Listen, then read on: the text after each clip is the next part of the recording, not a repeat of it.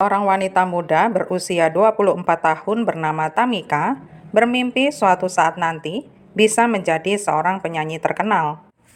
Dia memang sangat berbakat dan bahkan pernah menjadi kontestan American Idol di Atlanta.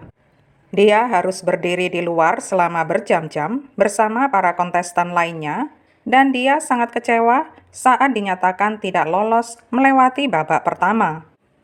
Tamika menyadari betapa sulitnya untuk memiliki nama besar di industri musik. Karenanya, dia memutuskan kembali bersekolah untuk mendapatkan gelar perawat. Tamika memiliki jiwa petualang dan spontan. Pada musim panas 2004, Tante Tamika, Rebecca, heran karena sudah lama Tamika tidak memberi kabar. Dia bertanya kepada kerabat lain, tetapi mereka juga tidak mendengar kabarnya. Rebecca segera menghubungi polisi setempat pada 14 Juni 2004. Polisi segera mendatangi rumah Tamika. Mobil hitam Honda tahun 1991 milik Tamika hilang dan rumahnya dalam keadaan terkunci. Seorang petugas berhasil masuk ke dalam rumah melalui jendela yang tidak terkunci. Di dalam rumah, mereka mendapati anjing kesayangan Tamika dan anjing itu baru saja melahirkan. Anjing-anjing itu tampak kelaparan dan telah ditinggalkan selama beberapa minggu. Pencarian atas mobil Tamika segera diumumkan dan keluarganya memasang selebaran atas hilangnya Tamika. Polisi memeriksa catatan telepon dan catatan bank milik Tamika. Ternyata keduanya tidak aktif sejak hari dia menghilang. Saat polisi menyelidiki mantan pacar Tamika, Terrence, dia malah menawarkan diri untuk membantu penyelidikan. Tamika dan Terrence pernah tinggal bersama, tetapi status mereka sudah putus 3 bulan sebelum menghilangnya Tamika. Polisi juga mengetahui kasus pemukulan yang dilakukan Terrence atas Tamika, tetapi dia melakukannya hanya sekali. Terrence mengatakan dia langsung berlutut minta maaf kepada Tamika saat itu. Tetapi Tamika terlanjur mengajukan tuntutan dan keduanya akan dibawa ke pengadilan beberapa minggu sebelum dia menghilang. Kasus pengadilan akhirnya ditunda. Terrence menjadi perhatian polisi, tetapi setelah polisi menerima informasi lebih lanjut, Terrence dilepaskan. Ada seorang wanita yang menghubungi polisi.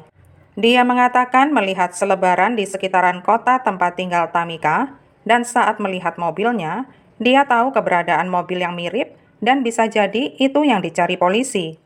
Dan ternyata benar, itu adalah mobil Tamika yang ditemukan di kompleks apartemen acak yang hanya berjarak 6 km dari rumahnya. Polisi tiba di lokasi dan di sana hanya ditemukan separuh sidik jari. Sidik jari itu tidak cocok dengan sidik Terrence dan tidak cocok dengan siapapun di database. Polisi juga menemukan satu set kunci di bawah di sisi penumpang. Kunci tidak cocok di mobil dan juga di rumah Tamika. Polisi yakin kunci itu milik orang yang telah mengambil atau menyakiti Tamika. Di salah satu kunci terdapat stempel AA14. Kunci itu dibawa ke semua tukang kunci di area tersebut. Untungnya, salah satu tukang kunci dapat memberi informasi kepada polisi bahwa kunci itu telah diproduksi untuk sebuah apartemen sekolah. Apartemen ini dulunya adalah bangunan sekolah dasar yang oleh pemerintah dialihfungsikan menjadi perumahan umum. Polisi memeriksa ke-46 kamar apartemen itu, tetapi kuncinya tidak cocok. Dari sang manajer, polisi mendapat informasi kalau kenop pintu akan diganti sesaat penghuninya sudah diusir. Tetapi karyawan bagian maintenance tidak mencatat, sehingga mereka tidak dapat melacak dari mana asal kenopnya. Polisi akhirnya mencoba sebuah kamar terbengkalai di basement dan ternyata kuncinya cocok. Ruangan itu ditinggalkan karena pernah kebanjiran dan tidak ada yang menghuni di sana untuk sementara waktu. Manajer apartemen sangat kooperatif dan dia memberikan daftar penyewa lama dan sebelumnya. Daftar itu kemudian diperlihatkan kepada teman-teman dan keluarga Tamika. Tetapi mereka tidak mengenali nama-nama itu dan untungnya seorang teman baik Tamika mengenalinya. Temannya ini mengatakan bahwa Tamika berpacaran dengan pria baru bernama Chris. Dia tidak tahu nama belakangnya, tetapi satu-satunya Chris dalam daftar adalah seorang pria bernama Christopher Hampton. Chris memiliki riwayat kriminal dan pernah dihukum karena merampok bank pada Mei 2000. Chris sudah keluar dari penjara selama Tamika menghilang.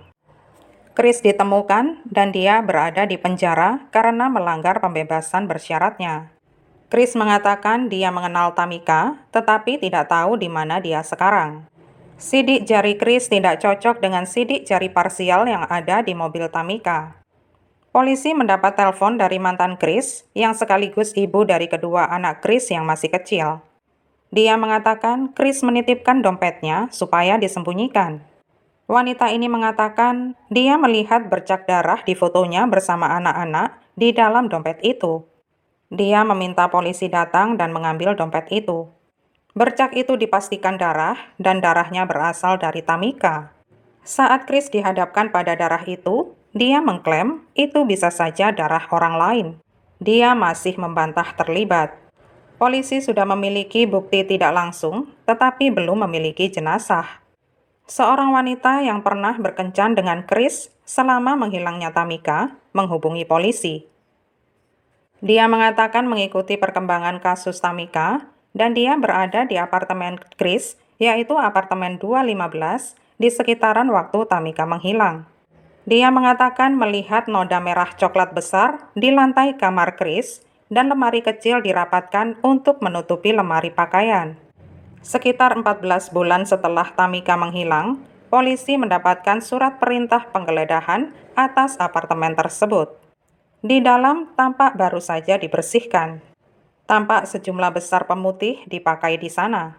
Polisi menarik karpet dan menemukan darah di bawahnya. Tim forensik juga menyemprotkan luminol dan lebih banyak lagi darah ditemukan. Darah dan DNA berasal dari Tamika. Awalnya, Chris tidak mengatakan apa-apa saat dikonfrontasi pada bukti-bukti. Tetapi pada pertengahan suatu momen interview, tiba-tiba dia berdiri dan memberitahu polisi dia akan menunjukkan kepada mereka di mana dia menguburkan Tamika. Chris membawa tim polisi ke jenazah Tamika di sebuah kuburan dangkal yang kemudian dikonfirmasi dengan rekam giginya. Chris menandai kubur itu dengan salib dari ranting tanaman. Chris menceritakan bahwa Tamika datang ke apartemennya saat dia bersiap-siap hendak keluar.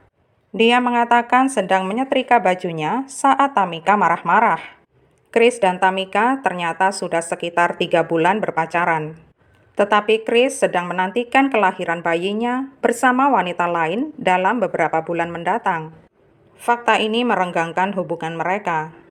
Tamika meminta uang kepada Chris, tetapi dia menolaknya karena harus berhemat demi bayinya. Tamika mengamuk karena Chris lebih mencintai bayi itu ketimbang dia. Chris tersulut dan langsung melempar setrika panas ke arah Tamika. Tetapi rupanya lemparannya itu telak dan langsung membunuh Tamika. Dia membungkus mayat Tamika dengan sprei dan memasukkannya ke dalam lemari. Dia kemudian berhubungan badan dengan seorang gadis berusia 15 tahun dengan jenazah Tamika di ruang itu. Gadis belia inilah yang menelpon polisi dan menunjukkan apartemen 215 Chris. Esok harinya dia meminjam mobil seorang teman dan memasukkan mayat Tamika. Dia hendak membawanya ke rumah sakit atau kantor polisi, tetapi mengurungkannya dan akhirnya menguburnya di hutan. Dia membuang mobil Tamika dan saat keluar dari mobil itulah kunci apartemennya terjatuh tanpa disadarinya. Pada 2006, Chris mengaku bersalah pada hari pertama persidangannya. Dia dijatuhi hukuman penjara seumur hidup tanpa kemungkinan pembebasan bersyarat. Chris berusia 25 tahun.